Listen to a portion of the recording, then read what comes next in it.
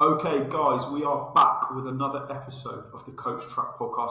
This week, me and Dan Williams are very fortunate to be joined by the amazing Leyla Holmes. Leyla, thank you so much for joining us today. I'd love to find out a little bit more about you, a little bit more about the work you're doing, and then I think we're going to have a great chat about everything LinkedIn and personal branding. So, Leyla, thanks for joining us today. Amazing. Thank you for having me. Honestly, I've been looking forward to this. So, I'm Leyla Holmes. I work with founders, especially early stage founders within the first 2 years of their business. And we focus on their business, growing their business sustainably, but we're working on the psychology rather than the strategy and, all these things. So, I see business as a reflection of ourselves. So, it's basically an expression. So, we work on the founder itself, and then everything just comes from there. This is what I do. That's amazing. That's amazing. What me and Dan noticed and what sparked this conversation was these great LinkedIn posts that you were writing. And then we had a deep dive, didn't we, behind the scenes, and we're talking about a niche change, something that you did. And Dan, I think this would be a great topic for you to get involved in. Tell us a little bit more about this niche change, because obviously that relates so well, doesn't it, to personal branding? Tell us a little bit more about that. Exactly. So when I did start out, my niche was very broad, to be honest. I was getting into the typical trap of the coaching trap of wanting to work with everyone. And I was just, labeling it as high achievers, but then I niched down to founders only, first 2 years, and a specific kind of founder as well. So it made me realize that when you do try to reach everyone, you can't be as successful. You do have to talk to your audience and you do have to find it. And I feel like doing the work takes you there as well. So yeah. That's amazing. That's amazing. And Dan, that's exactly what we say, isn't it? The niche, Dan. We could talk about this all day. Dan, No what's your doubt. thoughts? Yeah, that's amazing. That's amazing. It's exactly as me and Dan talk about. So, Dan, what's your thoughts on that? Yeah, it's definitely a trap that a lot of people get into. I would say it also makes content a lot easier because obviously you've just got to target one person, Yes. solve one person's problems. Much easier, much less headache, and obviously you get to help people much deeper, both free and as clients, and you get paid more as well. So it's a win-win, really. Yeah, that's it for sure. One thing that obviously is so powerful in that niche change that you had is all your sort of experiences that you had with it, you can pass on, can't you? So all these people that you work with, all these founders, all these people that are wanting to have, a real powerful online presence, you can talk from experience. You can't lead others down a path if you haven't walked it yourself. And I think that's a really powerful thing. And actually really powerful to admit. So do you openly talk about that? Is that something that you say to them, look, I had this change, I used to do this, I realised maybe that didn't work. This is my approach now. This could help you. Hmm. Is that along the lines of what we're talking about? It is, to be honest. And I feel like the more you talk about it, the more you can connect because we always think we're going to help like people who are very, very far back behind of us. But when you look at it in the reality, usually they're only one or two steps behind. So if you've already walked those steps before them, you just have to say, "Oh, hey, yeah, I did do this. Just let's shorten the time." Like you don't, let's shorten instead of you spending, I don't know, 2 months in that space, we can now do it. I don't know, maybe you're just going to be 1 week there because you still have to take that step to get to the next level, but let's just shorten the time. So I do talk about it in my content and in my coaching as well. Like it's always, yes, I've done this. Don't worry, you're not doing the wrong thing. Let's just, create shortcuts and make the time shorter. So I do. And I feel like you do have to in order to be authentic. Yeah, I agree. Yeah. That's amazing.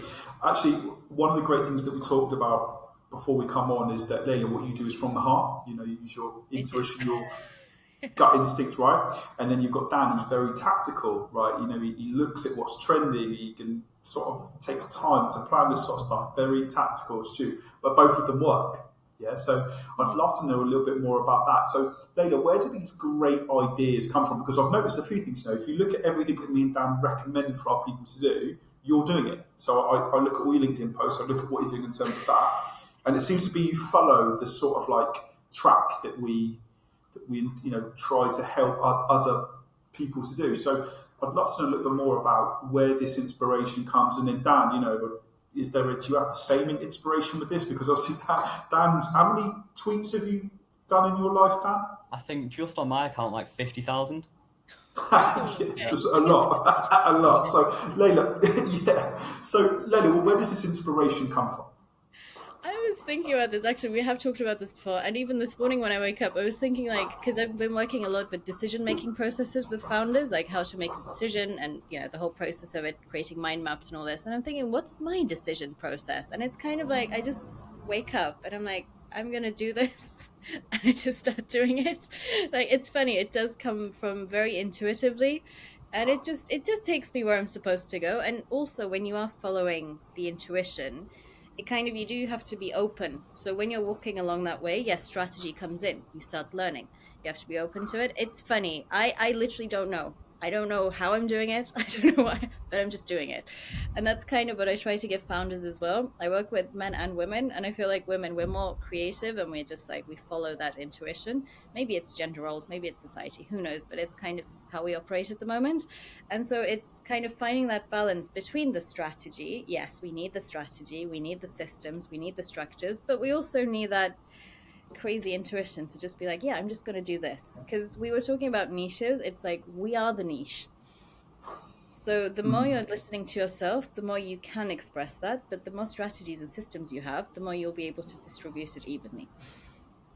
Wow, that's amazing.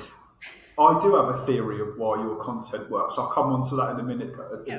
And I think obviously why this is so good, because for the people in mine and Dan's communities, the people that we work with, the people that listen to this, we're hoping that coaches or personal branding experts, marketers, whoever it might be, have that light bulb moment and they go, actually, hang on, I can use that, I can take it, that'll work for me.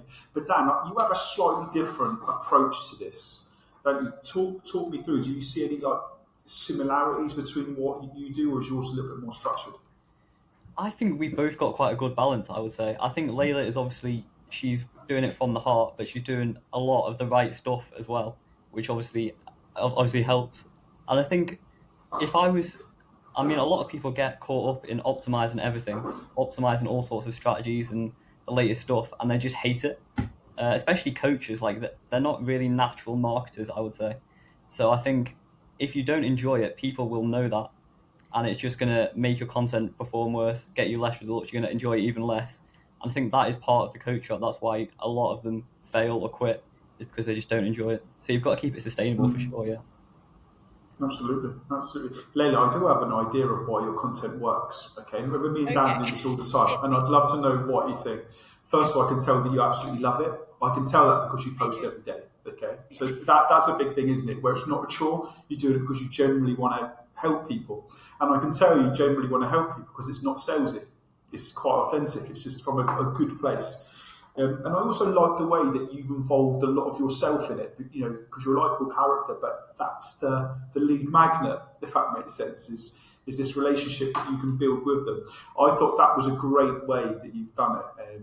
And I, like I say, for anyone who's watching this or looks at your content and what you're doing, there's no sales pitches. It's very much you drinking coffee out and about, I can see your target market. I can see who you resonate with. I can see the tactics and strategy behind it, and I think it's great.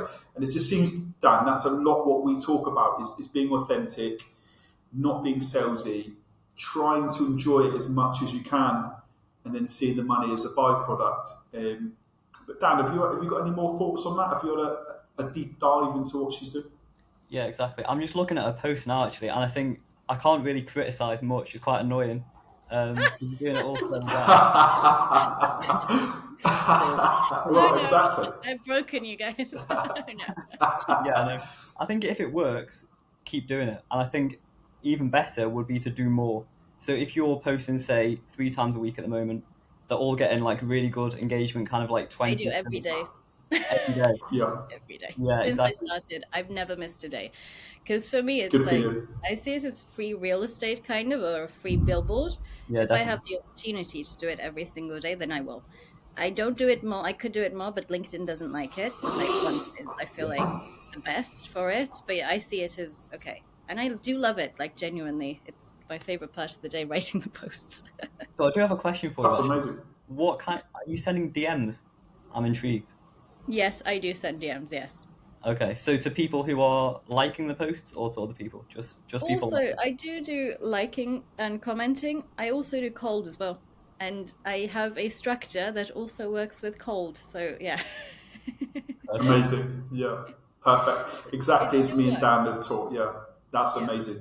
That's yeah. I mean, Dan, we can obviously see a lot of the similarities between our approach and what we've helped other people with, isn't it? Is being proactive. Yeah. And actually, this is something me and Dan were writing about in our school community when it comes to planning about the amount that you post. All right, it's a big thing. Actually, if you look at AI, I saw a guru talking over there about posting 5 times a day on X. Dan. 5 times a day. What's your thoughts on that? That's got to be way too much. 1 times a day, 1 time on LinkedIn a day. I think sounds great. That's along the same sort of lines that I follow and I'd recommend to anyone else. But Dan, is there a sweet spot with that? Is it different for towards every sort of platform? I think the sweet spot is how much you can get out without losing the quality and the enjoyment of it. I think if you've got loads of quality stuff to share, and you can keep doing it sustainably and you enjoy it, and you've got the time as well, which is a big constraint for coaches, is they're helping people most of their day, hopefully. They've already got clients. If you've got the time for it, why not do more if it's already working? So 5 times a day is a lot of times. If you haven't got any clients yet, I mean, why not? I was doing like 10 posts a day on X when I first started, and they were all rubbish, to be honest. But I learned a lot from that. Yeah. And I think that's what people they shouldn't be scared to fail, is the biggest thing. And I if you love find that. something that works, do more of it, is what I would say. That's it. Leyla, I do have some questions for you because I did do a deep dive and I was there trying to make some notes, trying to think about the philosophies that me and Dan have, how we help other people, and then, I'd love to know more. Okay, so obviously you're doing really well with this. You've got a great voice. Your posts are fantastic, but with anything, there's always opportunity for more. Yeah, right. So, are you on every platform, or do you just limit to LinkedIn? So What's your approach? What's your philosophy with that? when I did start out, I started out YouTube, TikTok, Instagram, and LinkedIn at the same time because I didn't know Yeah. where my audience would be. So I went full. So I was doing LinkedIn every single day. I was doing close to 5 to 8 posts each on TikTok, Instagram, and YouTube, short form or photograph. I'm extreme. Like when I just like volume you were talking about, Dan. Like I did full volume, and then I found out which worked the best. I found that LinkedIn worked the best for me. So again, as I was getting clients, I just eliminated the other 3 platforms. So I'm only focusing on LinkedIn at the moment, growing it. So as my business is growing, as my team is growing, I'll be able to hop back onto the other platforms. But what I've been doing is now with LinkedIn, okay, but I'm starting long form YouTube content from whatever my clients need, or when I'm on actual sales calls, what do people actually need? So I've been creating content based off of the needs and to solve their problems.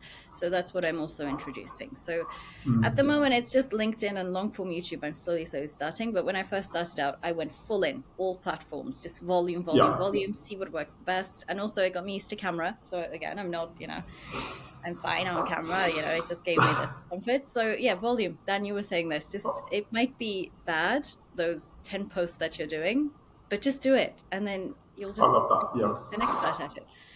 Okay, I love that, and I've got some helpful tips. Okay, something that might help, and I'd love to know Dan's thought on this. Okay, what me and Dan talked about the people that we work with is don't work harder, work smarter. All right, me and Dan had a meeting a few weeks ago with someone who spent 4 hours a day creating content. We had a meeting with someone who has 50,000 followers and doesn't convert clients. Okay, where they're obviously doing the work, but maybe not converting the way that we should.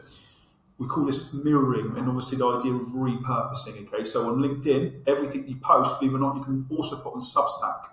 Everything that you do on LinkedIn, you can put onto a newsletter twice, because LinkedIn has its own newsletter, for example. That can also be an X long form. Okay, there's so many ways to this, though, Dan, isn't there? Like with the content that Leyla creates and how good it is, would you endorse repurposing it many times? Or would you think that actually, knowing she's doing so well in this, she just sticks to LinkedIn? Because obviously this is a great discussion, a great debate, a great problem that many coaches and personal branding experts have, okay?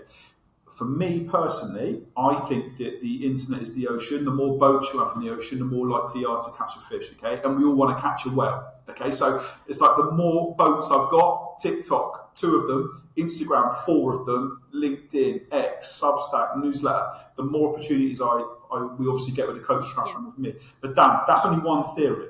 Okay, what's your theory on this? The way I see it is you've got 2 different types of platforms. So you've got visual platforms like Instagram, YouTube, TikTok, and then you've got writing platforms like X and LinkedIn, emails, that kind of thing. I think what you found, obviously, Layla, is that the writing platforms work better for you. Obviously, you're really good at writing. It's obviously working. You're obviously doing a lot of volume on LinkedIn already. I would expand to more writing platforms. So, and I've seen you've got an email I already. like this. Yeah, I do have a newsletter as well. Yeah, Yes. So exactly. again, this repurposing, I do that. Yes. Yeah, and I would also be on X. So my process, personally, for kind of the efficiency side of it is I write tweets that come from just ideas from podcasts, from talking to clients, from seeing what people are kind of struggling with. I'll write the tweet, which is just kind of like the base idea, very short form. Then I'll turn that idea, I'll go back and turn it into kind of a longer form. I On love that. I'm getting goosebumps. Like, I love this strategy. yeah, I love that. Yeah, I'm like, whoa, okay. so that'll turn into to a LinkedIn post, and I'll try and do a good few of those a week, and then I'll see at the end of the week which of those have performed the best, and I'll turn that into an email. I'll go even deeper on it, Okay. and I kind love of this. and ideally in the email I would talk about it from a client's perspective. So I'd put in a case study, talk about like my own journey, something like that, just to kind of beef it up a bit to turn it into an email. I think you can do kind of the same with short form videos into long form videos with visual platforms as well. So that saves me a lot of headaches trying to like stress about coming up with ideas. Yes. I just get the idea, tweet it. If it does well, perfect. I'll turn it into a longer thing. If it does well, again, I'll turn it into an email. So I think, you've just got to be a little bit smart about, using the platforms that you've done well on already, but turning that into something bigger or something even shorter. And don't get like complacent in your success. I would aim higher again. That's, yes, the most dangerous part. If you're too comfortable, then there's a problem there. Yeah, absolutely. I love that. I love Absolutely. that. And I will be focusing more. I've never even considered X, to be honest. Yeah. Like, Oh so yeah, wow. this is a Yeah. great conversation. Yeah. We could talk about this a lot. I think as well when I hear people when they're not on Substack but they're on LinkedIn or they're on LinkedIn and they don't have an X account, I'm thinking, well, they're all quite like there's similar ways, isn't there, Dan, to repurpose that content, and that's what this is all about. Like I said, for me personally, the more boats you've got in the ocean, the more likely you are to catch a fish, Yes. and we all want to catch a whale. And that's how I see it, and that's just being honest. But Lady, there was one other question I was really thinking about. I love the way you write your content. I love what you're doing on LinkedIn, which makes me think that there was one aspect of it which I loved. I said about this like not being salesy, being authentic. I can tell that you like it. What's your thoughts on a lead magnet? I reckon we might be aligned on that. So talk to me a little bit more, because that's what I was thinking when I was looking at it. So I think lots of coaches get this wrong, and I think that I've got a feeling there's something that you do. So I'd love to know a little bit more about that. Okay, so this has been, again, one of my journeys, finding what lead magnet works the best for me and my audience. So I fell into another coaching trap in the early stages. And by the way, before this, I had my own art academy for 5 years in Turkey. I ran it. So I've just switched the form of what I'm doing. So I fell into the trap of don't give away too much. Otherwise you won't be able to sell. But as I continued the journey of, I'm like, no, wait a minute. Like, the more value I give, the more that's my main drive anyways, like giving value in any single conversation I have. Like, that's one of my values is giving value. So I started out with simple like PDFs and stuff, but I realized that doesn't really work for me. So I've literally last week, I created like a free community where people get access to free coaching calls with me live weekly. Every week I'm there, like nothing changes. And also they get access to, I have a self-paced course as well. They get access to the first module of it. And also it's a community, which is a huge part of what I do. Always like creating communities. I'm very passionate about it. So also they get to be a part of a founder community and network with other founders as well. So I'm like, okay, this literally on Friday or Thursday, I think I launched it or something like that. brand new. No one's in there yet because I haven't really done the marketing of it. But I'm like, this is the lead magnet I want, because that's how I want people in, you know? I want that energy, basically. The other stuff felt too like senseless to me. I don't know. Like, you know, I need some Absolutely. kind of thing to it. Yeah. I had a feeling you were going to say that, and that's amazing because me and Dan are involved in 3. So, Dan, what's your thoughts on nurturing leads through communities? You know, for me personally, it's amazing what you said about the PDFs, and I completely agree. If I see any coach that has a blueprint, and I've done that by the way, someone who has, you know, You've a done it. free or whatever, right? You know, it sounds a bit too salesy, and I think that bubble's burst with that. I think that ship has sailed. It might have worked a few years ago, so you have to change with the times. So obviously, for us, we have the podcast, which we love, yeah, but it's free, and anyone can listen to it. It's great. I also think a book's great. So me and Dan have a book and an audio course and something that we endorse to others. Obviously, it's paid, but it's a lot lower level than anything else we're doing. Yeah. And Dan, you'd be so surprised how many people buy the book, read it, and then make that reach out to us. Okay, so it's like It's value. it opens the door. It opens the door. So it's only like £10, but it opens the door. You know, so I think that is a lead magnet in itself, isn't it? You know, you're talking about free calls, but Dan, are communities the best way to go with this to, you know, to nurture, to, because actually I was actually just writing a post today, okay? Social media was dying, believe it or not, and I knew this at one of the founders meetings I was at last week, Dan. Less people are using Google than ever before. They're using AI, chat, GTP or whatever. The use on X, Facebook, Instagram, actually, believe it or not, it's all going down. It's less people using it. More people getting invested, though, in communities. Yeah, people are changing. So any massive YouTuber, if you like, they're building communities, right? Dan, is this the way forward? Is this the evolution of coaching, if you like, that moving away from build it and they will come and maybe build it and join me? What's your thoughts on that? Yeah, we're in a very, very similar position to you, Layla. We've just created a community in the last like week or two. That's so funny. Yeah, with very similar like ideas and like thoughts behind it. And I think it's a brilliant idea. I think what we found is it's a big step to go from liking someone's content to like paying them a significant amount of money and investing like weeks of time, especially with coaching, with that one-to-one coaching. It's kind of, we think of it as a funnel. So at the bottom, you've got obviously all the people to see your content. Yep. You've got, you know, maybe 100,000 of those a month. Then you go up into people that like your content and they see you consistently, they follow you maybe. And then what we were doing was going straight into the kind of pay us really high ticket kind of thing. And it was not converting as well as it should have. So what we did was create a middle ground between that, which was the community, a low ticket offer, get people used to psychologically paying you for more value. Believe it or not, it works. And yeah, I think when they see the amount of value that you can give, and you're not holding back whatsoever with the community, it's going to convert. It's logically just going to convert to a lot more high ticket clients. So yeah, it's worked well for us, and probably it's going to work very well for you as well. Yeah. Yeah, honestly, that's Layla, what I say with no holding back. Sorry. Yeah, that's amazing. Layla, I've got my last big question for you. Okay. Going off the sort of founders that you look for, and I think this would be a real valuable talking point and lesson for our listeners and any other coach out there. So I'm in Bali at the moment, and Dan was here. Me and my wife have been to lots of founders' dinners. Yeah, Bali is a hub for this. There's so many people here in e-commerce, tech, founders, whatever it might be. It's definitely a hub, right? On LinkedIn, where are these people coming from, and how are you looking for them? And I have a different point to this, okay? On LinkedIn, we are subcategory pooled together. So coaches are together, marketers are together, and to break that boundary is quite hard. On Instagram, it's the same, okay? So when you put in what you are, you're put in with those sort of people. So knowing me and Dan are podcasters, everything I get on the Instagram feed is podcasting. On X, though, Dan, there's no pools, is there? It's a much bigger thing. There's no subcategory, so it's just out there, all right? I'd love to know a little bit more about how you focus in on these people, how you reach out to them, because I think actually with everyone who's listening in your position, that would be such a valuable lesson.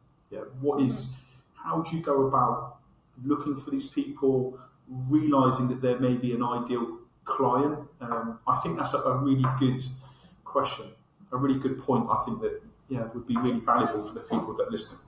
I think because so I grew up with social media. I'm 28, and like it's my phone is literally an extension of my body. So my friends and I, we always this is the word we use, like, oh, I'm training the algorithm. Like, I'm not liking the content these days. I'm just gonna search a few things, like a few posts, and I'm training the algorithm so it shows me more of this. So this is something that is again natural to me anyways. It's like, well, if I'm looking for founders, I need to train the algorithm. So it's showing me them and I'm being shown to them as well.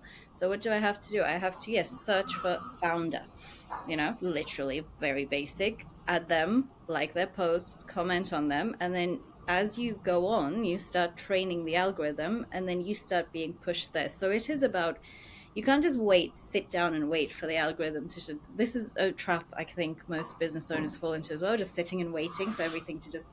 But no, you have to actively train the algorithm. I feel like, I don't know, Dan, you're going to be more, informed than I am than this, but this is just what I do. I'm just like, I yeah, love that. if I go to these people, they're going to come to me, and it's just going to create the algorithm is going to be like, oh, okay, we'll match these people together. Absolutely. Dan, what's your thoughts on that? Yeah, for LinkedIn, that's the perfect strategy, pretty much. The luxury you've got with that is that you can connect with people on LinkedIn. So not Yes, only do you that's why I love follow it. them, but they automatically follow you as well. Yeah. So it works really well. I think the other thing you can do on top of that is send DMs to like the target audience that you want to Yeah, target, which I know you're already doing, which is annoying, but that's fine. I have a whole system for that as well. Like I said, I use Yeah, strategy and intuition. And yeah, that also the DMing. Yes, many coaches also aren't aware of that. And that's what I work on within my program as well for founders and coaches. I have a couple of coaches as well. yeah. You need to let people know, especially when you're in the beginning, you don't have the luxury of not doing this. No one knows about you. So you have to, just go out there and say, hey, I'm doing this. Are you interested? Yeah, it's an Yeah, active that's really process. good. A lot Yes. of Yeah. people are too passive with it. Yes. I have a really good tip for you, Leyla. I'd love to know whether you've heard of this before and if you've done it. LinkedIn SSI. So it's on LinkedIn Sales Navigator. It Okay. will give you a percentage of where you are performing in your niche. Okay. So I've obviously run myself in the coach track for it. I think I was the top 7%, and I think the coach track was the top 11. But openly, it gave me a few things of what to do, and that was to make sure that my testimonials are in my services or whatever we might do. So when you actually click on your services part of your profile and it says add media, you can fill up to 8 parts. So I was able to reduce that 11, bring that 11% down. So I think last time I checked it was at 9% down, which I was didn't know interesting. this. Okay. Yeah, so and obviously Dan uses LinkedIn Sales Navigator as well. So, but the actual LinkedIn SSI as a part of it is completely free. Anyone can check on actually like how well their LinkedIn post is performing, and that's all about where you are in that percentage. And it's really helpful just to know. You can't see who's doing better, or at least I don't think you can. But that would be really helpful, obviously, to compare yourself. But it's a good point to an assessment, right? And I think that's great. But Dan, you're a fan of LinkedIn Sales Navigator. Does that improve your opportunities to connect, to send DMs? I'd imagine it helps you break the pooling on LinkedIn. So instead of being like pooled with coaches from London, you have an ability to send DMs to coaches from all around the world. Yeah, talk to me a little bit more about that. Yeah, Sales Navigator is a really good tool. I think a lot of people are scared of sending cold DMs, which is what Sales Navigator is mainly used for. Yeah. But as long as you're sending them quality rather than quantity, a lot of people send like 2,000 a day, and they get like a 0.1% reply rate, and they're wondering why they're not getting clients. What they're actually doing is just being seen by a lot more people in a negative light. They're like, why is this guy spamming like copy paste messages to me? And it's almost like negative word of mouth marketing. It's really bad. It's counterproductive, really. But I think it can be used well for when you personalize the messages, and for finding the people specifically as well, which is it's easier to. There's a lot of like filters you can use rather than searching like just founder on LinkedIn. you could search for founders in this specific area who've changed jobs recently, who've been doing it for under 2 years, and you've got all of those filters to use to try and target exactly who you can help. And that will mean you can have the luxury of using your content a little bit more niche as well, just to complement that, and it just goes really specific, and you can kind of resonate with exactly the right person. So yeah, it's definitely a good tool. Amazing, amazing. Leyla, it's been such a pleasure to speak to you. And for any coaches that are watching this, or any personal brand experts or marketers, trust me, look at what Leyla's doing with her profile and how she's rising. You'll definitely learn a thing or two, because I definitely did. I saw, how you're doing it, and I think it resonates with what me and you're talking about, Dan, and what we've tried to help other people with. I think it's a fantastic message you got. I think it's a great approach you've got. And like I said, I can see why you're doing so well. Leyla, where's the best place to find you, or is that a silly question? LinkedIn at Leyla Holmes. Yes, I am also on TikTok and Instagram as the Leyla Holmes as well. I'm not very active there, but you could also find me there. The content there is from a few months back, but maybe I'll be active again. So if anyone wants to reach out, they don't use LinkedIn, I'm also on TikTok and Instagram. Also, my company is called Holmes Life Consulting, so you can find it at holmeslifeconsulting.com. Amazing, amazing. Yeah. Leyla, thank you so much for joining us. And guys, whatever you do, don't fall into the coach trap. I'll try.